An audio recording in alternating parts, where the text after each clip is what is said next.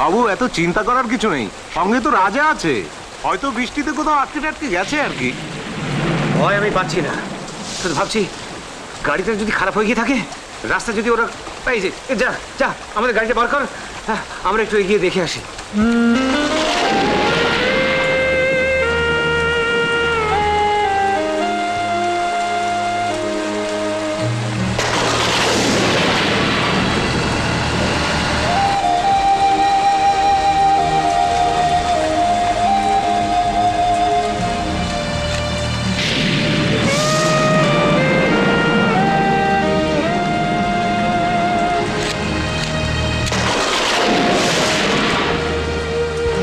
বাবু গাড়িটা আমাদের মনে হচ্ছে না? বলেছিলাম না গাড়িটা খারাপ হয়ে আটকে পড়েছে। এই রবি দাঁড়া দাঁড়া দাঁড়া এখানে।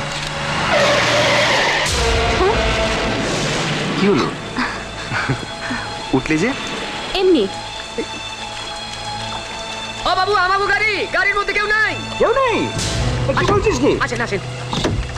হ্যাঁ চল চল চল দেখি ওদিকে যাই। এই জন্য তুমি আমাকে নির্জন জায়গায় নিয়ে এসেছো? শয়তান, লম্পট। মিতা, মিতা এইসব তুমি কি বলছো? হ্যাঁ মিতা, ছাড়ো। খবরদার একটা এগোবেন বলছি। এখন আমি সব বুঝতে পারছি। এখানে নিয়ে এসে তুমি আমার সতীত্ব নষ্ট করতে চেয়েছিলে। মিতা, মিতা তুমি পাগল হয়ে গেছো নাকি? এইসব তুমি কি বলছো? তুমি কেন এখানে গাড়ি থামালে? মিতা, আমি গাড়ি থামালাম? তুমি মিথ্যে কথা কেন বলছো? তুমি বলেছিলে আমার বাবা তোমার ভগবান, তার মেয়ের সঙ্গে এরকম করতে তোমার লজ্জা করলো না?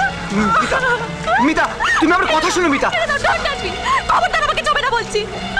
মিতা, মিতা ছেড়ে দাও আমাকে। কি বলছো তুমি? আমি হাত জোড় করছি আমাকে। আমি তোমার পায়ে পড়ছি না। মিতা, মিতা আমাকে বোঝার চেষ্টা করো। রাজা! রাজা! বাবা! বাবা! বাবা!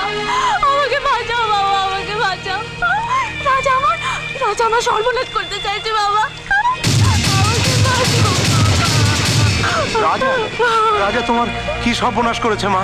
তুমি আমাদের সব খুলে বলো মা, সব খুলে বলো। আমরা গাড়ি করে ফিরছিলাম বাবা, হঠাৎ গাড়িটা খারাপ হয়ে গেল। তখন বৃষ্টি শুরু হয়ে গেছে। রাজা বলল আমরা এখানে খানিকক্ষণ অপেক্ষা করি, তারপর বৃষ্টি থামলে গাড়ি ঠিক করে বাড়ি ফিরবো। ওর কথা মতো আমরা এখানে থেকে গেলাম বাবা। তারপর তারপর হঠাৎ ও আমার কাছে এসে আমার হাত দুটো চেপে ধরলো বাবা।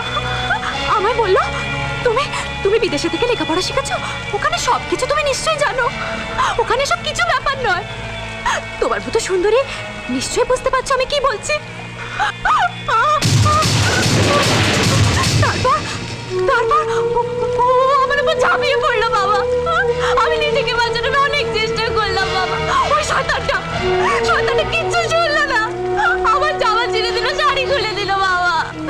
আমাকে আমাকে বলতে লাগলো শুধু একটা দিনের জন্য, আমারও একটা দিনের জন্য। আমি আমি কাঁদলাম, ভিক্ষে চাইলাম, চিৎকার করলাম। ওই শয়তানটা কিছুতেই শুনলো না বাবা, কিছুতেই শুনলো না। এই সময় তোমরা এলে বাবা, না হলে আজ আমার সর্বনাশ হয়ে যেত বাবা।